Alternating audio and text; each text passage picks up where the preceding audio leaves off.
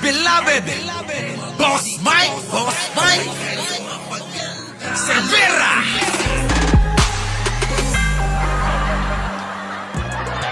Ngayon friends, ako naman magme-mensahe. And sana ito na last na about FLM. Yung Mayaman Challenge, talagang maganda po yan.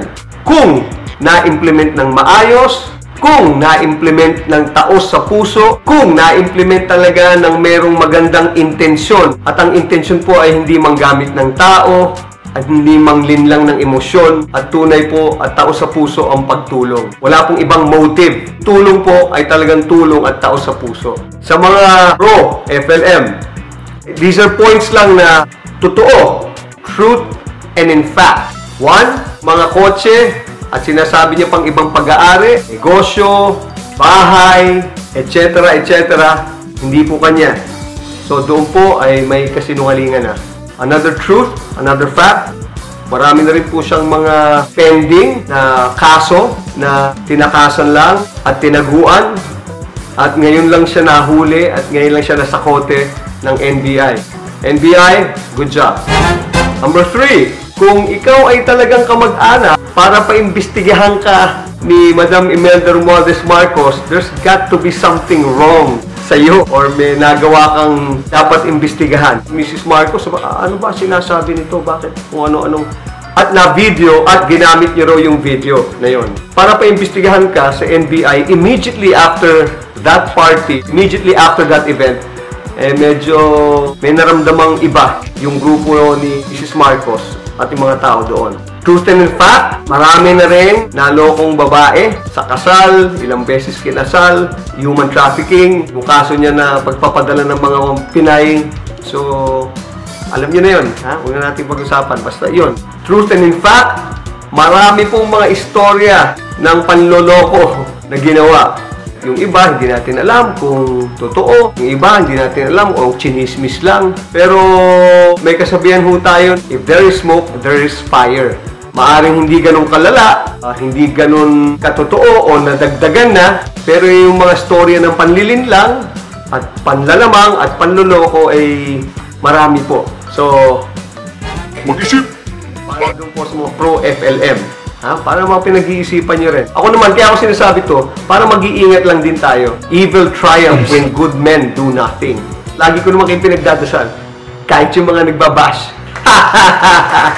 Last but not the least, truth and in fact, i-research nyo to. Lalo na yung mga nabigyan ng kalabasa. Sa ating pong kultura, sa Philippine culture, pag kayo ay binigyan ng kalabasa o sinabi kalabasa kayo, bobo yung binibigyan nun ng kalabasa. Alright? So, baka nagkataon lang. Pero pag-isipan yung maigi, minsan the universe is telling us something. Pag ikay binigyan ng kalabasa, ibig sabihin, bobo ka. God bless you all. Tularan pa rin natin yung maganda sa kahit anong tao. At pag-isipan natin maigi yung mali para hindi rin tayo magkamali at hindi natin mamali ang ibang tao. At doon naman sa Talino Warriors, you can never teach anyone who refuses to learn. You have done your part and I salute you. Gagaling ng mga Talino Warriors talaga. Binabasa ko sila. Yan, Pinoy Breezy. Yung kaibigan ko na si Pinoy Breezy. At iba pang mga vloggers. Mga galing talaga, lahat. Actually, lahat ng mga galing. Panig lang. Sa panig lang nagkakaiba. At ito naman po para sa atin lahat. Especially para dun sa mga pro-FLM. Beware of wolves in sheep's clothing. Mag-ingat po tayo sa mga peking propeta, peking mga tao na may iba pong motibo. So, lagi po tayong magdasal. The Lord knows. Only God knows. Right? Kay Lord lang tayo. Intelligent process of action na! Woohoo! Iba naman ang gagamitin ngayon natin. Last time, ang ginamit po natin, in-explain natin kung bakit scammer si Norman Mangusin, also known as FLM. Ito naman, gagamitin naman natin yung Francis Leo Marcos at i-explain natin through the iPad, Intelligent Process of Deduction, kung bakit at paano siya ay nahuli ng NBI. Dahil marami siyang ginawang mali at multo sa nakaraan, siya ay cancer ng lipunan, kaya siya nasakote ng operatiba ng mga NBI. Using the intelligent process of deduction, watch this, iPad.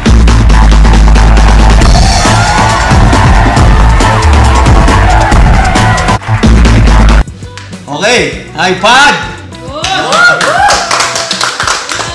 Last time, ginamit natin Norman Mangusin at in-explain natin kung bakit siya sinabihang scammer at budol-budol king. Ngayon naman, ang gagamitin natin ay Francis Leo Marcos, and we will explain kung bakit siya ay hinuli at kinulong ng NBI using the intelligent process of deduction. We will now start the process of iPad. We start off with FR. Okay. Sa sulat, pag ikaw sumusulat, pag nilagay mong FR, ano ang ibig sabihin yan? FR. From, correct. From or nanggaling, di ba? This letter ay nanggaling sa akin. This is from me. Di ba? Kaya FR. Very good. We now move to the first critical area, which is ANSYS. Yan. Okay. Pag sa hospital, sinabi sa'yo, ang SIS mo ay delikado. ANSYS. Ano ANSYS? Bukol, correct. Correct, bukol. Ang bukol, pag ANSYS ay bukol, ito ay cancer. Correct? Okay. Ang cancer ay delikado, di ba? Correct? At di lang delikado, masama to o hindi? Masama. Correct, masama. Yan. Now we move to Leo. Yan. Ang Leo sa horoscope, ang anong hayop ang Leo? Leon. Correct. Leon. Lion, di ba? Yan. Ang lion, sumasama ba yan sa mga tao sa Manila Zoo? Hindi po. No. Hindi, di ba? Oo. Anong ginagawa dito? Nakakulong yan. Okay. Yan ay nakakulong. Wild yan eh. Wild. Diba? Kulong. Yan. Kulong. Yan. Okay. Winogo to Mark. Yan, Mark. Pag sinabi mong Mark, ano yan? Markado, correct. Markado. Tatak, pwede rin. Tama, tatak. Oo nga, no, Mark. Yan, tatak pala yan, tatak. Okay, tatak. Now, this is the most critical area, the last one, which is OS, correct. Yan. Ang OS ay, halimbawa, sa computer, ano ang OS? Operating system. Operating system, correct. Okay, operating system. Ayan ang operations, di ba? Okay, so pwede mo sabihin operations. Na ano ngayon ang humuli? Anong agency ang nag-conduct ng operations against Francis Leo Marcos? NBI, correct. Galing nyo Parang nagbabasa talaga kayo Okay. So, kitang-kita natin using Francis Leo Marcos and applying the intelligent process of deduction na si Francis Leo Marcos ay nanggaling sa mga gawaing delikado at masama para sa mga tao. Namarkahan na ngayon siya at natataka ng NBI. Kaya siya kinulong. Kita nyo?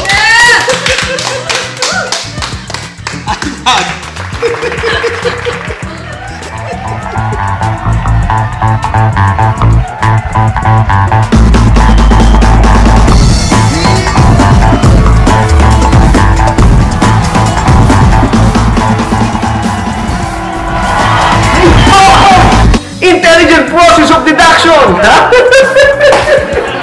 O yung mga gusto nyong pa-iPad, i-comment nyo lang sa akin para malaman natin. At kung anong katanungan nyo, subukan natin sagutin ng ating iPad Intelligent Process of Deduction. Dedicated to all bashers. At ito naman ang aking mensahe doon sa mga basher. Number 1, kailanman hindi ako nalaos.